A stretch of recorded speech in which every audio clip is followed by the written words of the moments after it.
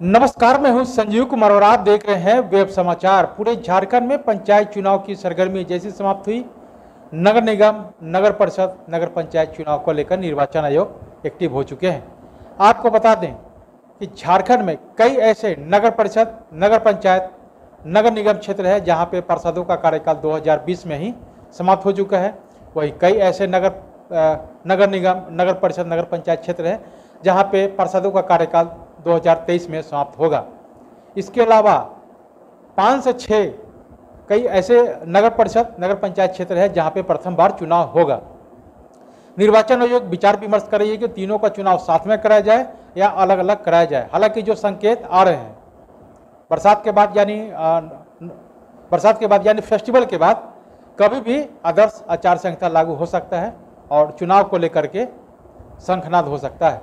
तो जो संकेत आ रहे हैं नवंबर या दिसंबर में चुनाव हो सकता है। हालांकि निर्वाचन आयोग के पास अधिकार है कि वो 6 महीने पहले या 6 महीने बाद चुनाव करा सकता है। तो अभी हम आए हुए हैं आदित्यपुर नगर निगम और वार्ड नंबर 22 में आए हुए हैं और यहाँ के जो वर्तमान पार्षद हैं सुधीर कुमार सिंह जी हैं। तो इनसे जानते हैं कि जनता ने जब इनको 5 वर्षों के लिए मौका दिया, इन 5 वर्षों में इनके द्वारा क्या कुछ डेवलपमेंट यानी विकास का काम हुआ, आगे की क्या रणनीति है और कुछ पॉलिटिकल सवाल जवाब भी किया जाएगा। पहले तो सुधीर जी, आपको वेब समाचार में बहुत बहुत स्वागत करते हैं। आप सभी का भी बहुत बहुत धन्यवाद जो आप इस लायक मुझे समझें।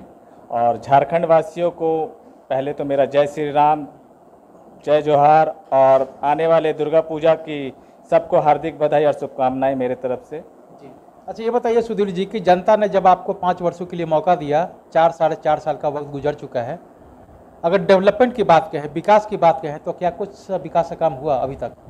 देखिए, जब मैं फर्स्ट टाइम चुनाव लड़ा आदित्यपुर नगर निगम वार्ड नंबर 22 से, तो यहाँ के जनताओं का बहुत सारा ढेर सारा प्यार आशीर्वाद साथ में मिला और मुझे आज उस गद्दी में बैठाया गया है जिससे मैं जनता का सेवा कर सकूं। और उनके लिए जब से मैंने शपथ लिया, बस शपथ लेने के कुछ दिन बाद से ही मैंने 24/7 हर दिन 365 दिन काम किया है पब्लिक के लिए। किसी का रोड का समस्या, किसी का नल्ली का समस्या, किसी का साफ सफाई का समस्या, वृद्धा पेंशन हो गया, आपका राशन कार्ड हो गया है, जो घरेलू समस्या है, जो हुआ है, सबका मैंने उनसे सुना और सबका उपाय लगाते हुए, हर चीज़ का उनका निर्धारण करते हुए सबको काम को धरातल पे उतारा और सबका समस्या को सुन के मैंने हर लोगों का काम उनके घर तक पहुंचाने का। तो अगर बात कहें डेवलपमेंट की, तो करीब करीब कितने लोगों को आपने प्रधानमंत्री आवास योजना, पेंशन और राशन कार्ड बनवाने का काम किया? देखिए, हमारा वार्ड एक हाउसिंग कॉलोनी का वार्ड है, यहाँ रहती ज़मीन नहीं है। पीएम आवास का जो है यहाँ तो रहती ज़मीन नहीं है तो उसका तो नहीं हो सकता, मगर जो हमारे आदरणीय नरेंद्र मोदी जी का योजना था जो हर घर सबको मिले पीएम आवास, तो वो मिरुडुई में जो बन रहा है उसमें हम लोगों ने 40 आदमी का आवेदन को भरा है और उसमें 30 आदमी का सेंक्शन हो गया है। बस अभी वहाँ काम प्रकृति जो काम है, योगदान हो रहा है सरकार की तरफ से, बस अब अलॉटमेंट हो चुका है। जब बन जाएगा तो उसके साथ उनके हाथ में चाबी मिल जाएगा। अच्छा बताइए कि अगर पेंशन की बात कहें तो कितने लोगों को पेंशन बनवाए हों? देखिए, हम अपने वार्ड में 200 से ज़्यादा लोगों का पेंशन बना चुके हैं, जिसमें 15 लोगों का रिजेक्ट हो चुका है, जिसमें कुछ मिस्टेक है, माइनर मिस्टेक है, वोटर आईडी कार्ड का नाम का मिस्टेक है, बैंक अकाउंट का मिस्टेक है, और 40 आवेदन फॉर्म भरा हुआ है मेरे घर में जो अभी कुछ दिन के बाद मैं ब्लॉक में जाऊंगा, जमा करूंगा। 200 प्लस के लोगों को अकाउंट में पैसा आ रहा है, 15 लोगों का रिजेक्ट हुआ है, 40 लोगों का मेरे घर में अभी आवेदन पड़ा हुआ है। जो डॉक्यूमेंट रेडी होगा, साइन मोहर मेरा करना बाकी है, अब जाके मैं वहाँ पे ब्लॉक में जमा करूँगा। अच्छा बताइए कि अगर ओवरऑल अगर देखते हैं डेवलपमेंट की, विकास की, तो सबसे महत्वपूर्ण और ऐतिहासिक काम कौन सा हुआ जो कह सकते हैं कि जब से बिहार से झारखंड अलग हुआ और जो विकास चाहिए था जो पूर्व में नहीं हुआ और आपके कार्यकाल में हुआ, कोई ऐसा काम जो कह सकते हैं कि this is my best work in my life, इस काम को लोग युगों युगों तक याद करेंगे? देखिए, ऐसा बात बोले तो मैं अपने वार्ड में जितना भी काम किया हूँ सब बेस्ट है, मतलब सारा का सारा बेस्ट है। जो बहुत ज़्यादा ही ज़रूरत था मगर कुछ कारणवश नहीं हो सका, अपने कार्यकाल में मैं आया हूँ, किया हूँ। हमारा सबसे मेन काम था यहाँ का, जैसे हमारे घर में 800 घर है, 800 घर का ड्रेनेज जो हमेशा चौक रहता था, मैंने आते साथ सबसे पहले मैं मुख्य नाली को बनवाया हूँ। आरसीसी नाली बना है जो करोड़ों की योजना से मुख्य नाली और हमारा मेन रोड है जो एस टाइप मोड़ से लेकर नगर निगम कार्यालय तक जाता है और उसमें कालीकरण भी होना है। तो जो अभी सीवरेज के चलते और गेल इंडिया और आपका जिंदल के चलते अभी एनओसी नहीं मिला है, मगर वो जल्द मिलेगा तो कालीकरण हो जाएगा। नाली का काम हमारा हो गया, जो हमारे यहाँ का 100% प्रॉब्लम था, जो 100% प्रॉब्लम सॉल्व हो चुका है। नाली का? हाँ, नाली का। अब आपका बचा है ब्रांच नाली, तो उसमें भी काम चल रहा है। और रोड समस्या हमने अपने वार्ड में 80% रोड बना चुके हैं। बस अभी जो सीवरेज के चलते एनओसी नहीं मिला है तो 20% रोड बाकी है। मतलब ये समस्या है? समस्या बस यही है, बाकी 80% हमने कर दिया है अपने कार्यकाल में। और आज तक हमारे वार्ड में कभी कैंप नहीं लगा है ये 15 साल में। मगर ये जब हमने आया, अपने शपथ लिया, तो उसके बाद अपने वार्ड में कैंप भी लगाया है, जिससे आज तक कभी वृद्धा पेंशन नहीं बना था। 0 था हमारे वार्ड नंबर 22 में, 0 किसी का वृद्धा पेंशन नहीं था। जब हम लोग जीते हैं तो उसको कैंप लगाए हैं, तो जिसमें आपको अभी बताया कि 200 से ज़्यादा लोगों का पेंशन आ रहा है, 15 लोगों का रिजेक्ट हो चुका है, 40 लोगों का आवेदन मेरे पास है जो मेरे को जमा करना है। 2 बार लगाया है और उस दोनों में पब्लिक का बहुत ही आशीर्वाद रहा है। बुजुर्ग लोग जितने मेरे को थे, अपना बेटा का तरह मान के सबने अपना वोट दिया कि नहीं सुधीर काम करेगा, हमारा वृद्धा पेंशन बनाएगा, हमारा राशन कार्ड बनाएगा, या हमारे वार्ड को एक आदर्श वार्ड के रूप में ढालेगा। और जो चीज़ है उनके आशीर्वाद का सब मेरे को मिला और सब मैं काम कर रहा हूँ, और ऐसी आशीर्वाद उनका मिलते रहे और अच्छा काम करने का मौका। बताइए कि अगर पार्षदों का इस बार जो है पार्षदों के बीच से ही डिप्टी मेयर का पद चयनित होगा, तो अगर आपको जनता दूसरी बार मौका देता है, पार्षद बन जाते हैं और पार्षदों का समर्थन मिलता है, तो क्या आप डिप्टी मेयर के लिए भी फाइट करेंगे? देखिए, पहले 800 घर है हमारे वार्ड में, पहले 800 घर का 80% समस्या दूर किया हूँ। अभी 20% समस्या है, जो पहले उस समस्या को क्लियर कर लूँ। देखिए, मेरे मैनिफेस्टो में था कि मैं हर घर को सुविधा दूंगा और हर घर का सुविधा को खत्म, मतलब जितना असुविधा को खत्म करूंगा। जो भी है सारा उनका प्रॉब्लम जिस दिन खत्म हो जाएगा तब आगे का रणनीति तैयार किया जाएगा। और ऐसे भी देखिए, डिप्टी मेयर का अभी का मुझे कोई लालसा नहीं है। मैं अपने घर, अपने वार्ड मेरा परिवार है। अपने परिवार के काम को करते हुए, उनको खुश रखते हुए ही मेरा काम बहुत अच्छा लगता है, और उनका सेवा ही करना मेरा सबसे, सेवा परमो धर्म जो बोलते हैं, वो मेरे लिए सबसे, मेरा वार्ड ही मेरा कर्म क्षेत्र है। अभी मैं डिप्टी मेयर का लालसा नहीं है, नहीं। अभी पहले अपने वार्ड को मैं हर 100% 0 टॉलरेंस में ला दूंगा कि सारा समस्या उनका मैं खत्म कर दिया हूं, तब आगे की रणनीति तैयार किया जाएगा। अच्छा, बताइए कि कोरोना काल में अपने कैसे लोगों को मदद की? कोरोना काल में देखिए, कोरोना काल में तो हमारे आदितपुर नगर निगम में आधुनिक मशीनें आई सैनिटाइज करने के लिए।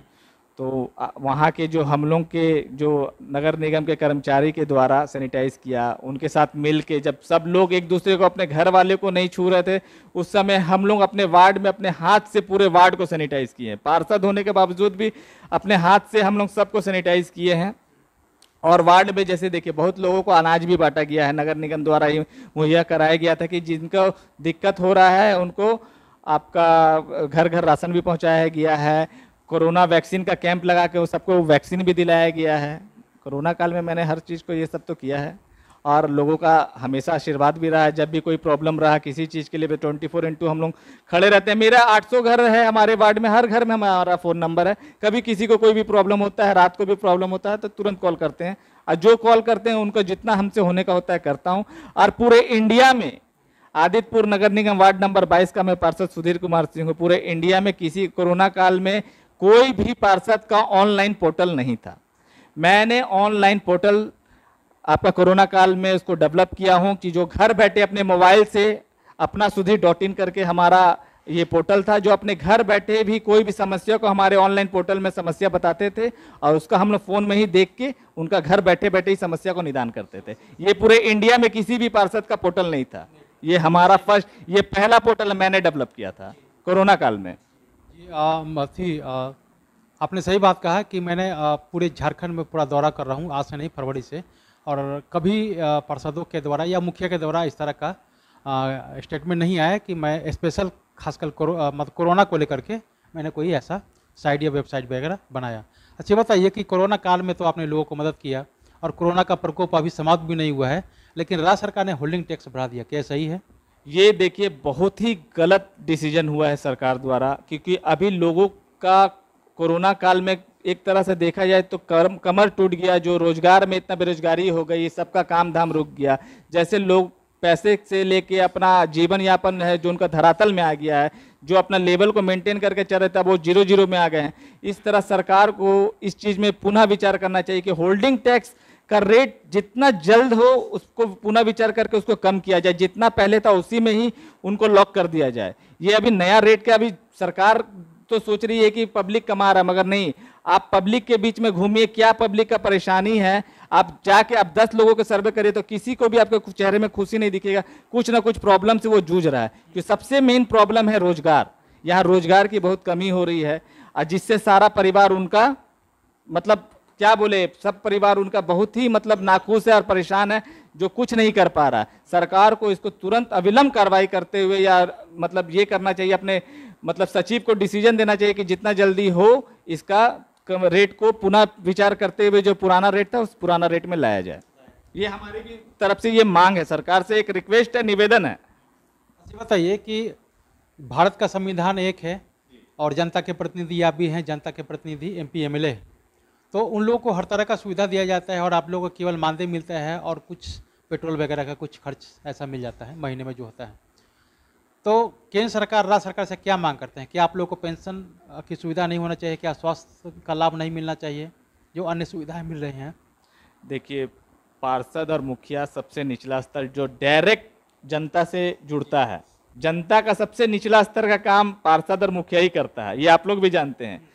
कुछ भी मतलब नीचे काम, किसी का गली सफाई, नली सफाई, किसी का कुछ प्रोग्राम, बर्थ सर्टिफिकेट हो गया, डेवलपमेंट का काम हो गया, निचला स्तर में सिर्फ पार्षद और मुखिया के द्वारा लोग डायरेक्ट कंसल्ट करते हैं। और देखिए सब जगह का संविधान एक है तो यहाँ का भी संविधान एक होना चाहिए, सब जनप्रतिनिधि को एक नज़र से देखना चाहिए, हर फैसिलिटी मिलना चाहिए। देखिए निचला स्तर का काम करते हैं, सुबह उठ रहे हैं, किसी का कुत्ता मर गया, किसी का बिल्ली मर गया, किसी का गाय मर गया, वो डायरेक्ट पार्षद से कांटेक्ट करते हैं। हम लोग अपने नगर निगम के कर्मचारियों से बोल कर तुरंत साफ करवाते हैं। जितना निचला काम है, नली गली ड्रेनेज का, वो सारा काम पार्षद करता है। और इससे बहुत ही अच्छा लगता है कि देखिए पार्षद को गोइंग में उनसे मिले, हमारा काम इजी गोइंग में उनसे हो। ये नहीं कि हम उनसे मिलने के लिए हमको सोचना पड़े या फिर किसी गार्ड के सामने रिक्वेस्ट करना पड़े कि साहेब हैं कि नहीं। हम लोग 24/7 हैं, जब भी आए, रात को भी आएंगे तो रात को भी मिलेंगे, घर भी जब जाना है फोन करना है, कभी भी 24 अपना समस्या को लेकर आइए, हम लोगों के पास पहुंच जाने से उनका काम तुरंत हो जाता है।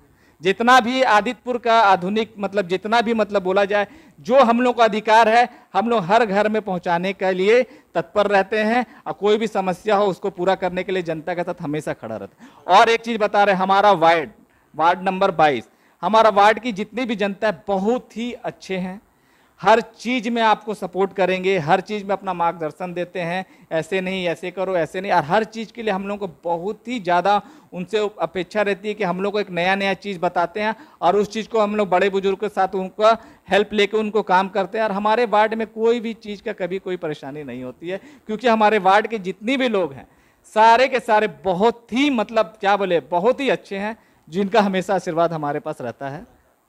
ये बताइए कि आप लोग का कार्यकाल 2023 में समाप्त होगा, मार्च अप्रैल में, लेकिन निर्वाचन आयोग सोच रही कि नवंबर या दिसंबर में चुनाव करा लें, तो क्या चुनाव के लिए तैयार हैं या समय पे चुनाव हो? क्या मांग करते हैं आप निर्वाचन आयोग से? देखिए बात रहा, अब ये निर्वाचन विभाग सर्वोपरि है और निर्वाचन विभाग सर्वोपरि है, वो हमारा चुनाव कराना भी चाहते हैं। तो देखिए हम लोग को कोई दिक्कत नहीं है, हम लोग तो शपथ लिए हैं, उसके बाद से 365 दिन काम कर रहे हैं, तो जो काम किया हो उसको कोई दिक्कत नहीं है। मगर सब लोगों का ये कहना है कि समय पे ही हो तो ज़्यादा बेटर है, या समय से देखिए निर्वाचन विभाग का अधिकार का चीज़ जो 6 महीने पहले या 6 महीने बाद कर सकते हैं, तो उनका ऊपर ये तो उनका डिसीजन है। पहले भी होता है तो हम लोग को कोई प्रॉब्लम नहीं है, बाद में भी होता है तो कोई प्रॉब्लम नहीं है, कोई दिक्कत नहीं। देखिए जो काम किया है उसको कोई दिक्कत नहीं। मैं डायरेक्ट पब्लिक से मिलता हूँ, डायरेक्ट पब्लिक का काम करता हूँ और उनका आशीर्वाद पूरा प्राप्त करता हूँ। और कोई भी समस्या हो, पब्लिक मेरे पास एकदम आराम से आती है और आराम से खुशी खुशी जाती है। कोई ऐसा पब्लिक नहीं है जो मेरे घर के पास आया और उनका काम नहीं हुआ हो। ये बताइए कि झारखंड सरकार ने 1932 खतियान को लेकर कैबिनेट में इसे पारित कर दिया गया है कि इसको लागू किया जाएगा, विधानसभा में केवल पास करवाना है और राज्यपाल का मोहर लगेगा, ये कानून लागू हो जाएगा। क्या ये सही है या सरकार को इस पर विचार करना चाहिए? देखिए सरकार से तो मैं ये चीज़ बोलना चाहूँगा, सरकार सबके हैं, सब समुदाय ने उन्हें वोट दे के ये अधिकार दिया है, किसी के साथ भेदभाव नहीं होना चाहिए। मैं तो यही चाहूँगा हर समुदाय को रहने का या हर समुदाय को हद अधिकार देना चाहिए। और इसमें मैं ज़्यादा कुछ नहीं बोलूँगा, सरकार को पुनः विचार करना चाहिए और सरकार इसमें तुरंत सबको देखें कि सबका सर्वे कराएं कौन क्या है नहीं है। और देखिए सरकार एक चीज़ ये भी जानती है कि पब्लिक से बड़ा कोई नहीं है, तो हर समुदाय के लोग उनको अपना सरकार चुनी है, तो हर समुदाय के साथ भेदभाव नहीं होना चाहिए, बस सबको साथ लेके चलना चाहिए कि कोई नाराज ना हो, क्योंकि सरकार तभी तय किया जाता है कि जब हर जनता को वो खुश रखे, वही असली सरकार है। अब मैं चाहता हूं कि अभी भी जो है कुछ हुआ नहीं है, सरकार अभी भी सब जनता के लिए हित में सोचे और कोई भेदभाव नहीं करे, सब जनता समान है, सब ने उनको वोट दे के सबको जिताया गया है। और हमको लगता है कि सरकार इसमें पुनः विचार करेगी और हर जनता को, झारखंड की हर जनता को सम्मान मिलेगा। तो आपने सुना कि जिस तरह से वार्ड पार्षद हैं वार्ड नंबर 22 के सुधीर कुमार सिंह, इन्होंने क्या कुछ कहा, वार्ड के डेवलपमेंट को लेकर आगे की क्या रणनीति है, और कुछ पॉलिटिकल सवाल जवाब भी किया गया, उस सवाल का जवाब बेबाक रूप से देने का काम किए हैं। तो अब चलते हैं दूसरे पार्षद के पास, उनसे जानते हैं कि उनके द्वारा क्या कुछ डेवलपमेंट यानी विकास का काम किया गया है और आगे की क्या रणनीति है। तमाम बिंदुओं पर उनसे भी बातचीत होगी। सुधीर जी, आपने वेब समाचार में समय दिया, इसके लिए बहुत बहुत धन्यवाद। सबसे पहले तो आपको बहुत बहुत धन्यवाद देता हूं जो आप इतने दूर से हमारे पास आए हैं। कभी भी किसी चीज़ की भी ज़रूरत पड़े तो ज़रूर एक छोटे भाई के समझ के हमको याद करिएगा। धन्यवाद। अगर आपने हमारे चैनल को अब तक सब्सक्राइब नहीं किया है तो सब्सक्राइब कर लें, बेल आइकन भी दबाएं ताकि हर छोटी बड़ी खबरों से रूबरू हो सके। बहुत बहुत शुक्रिया।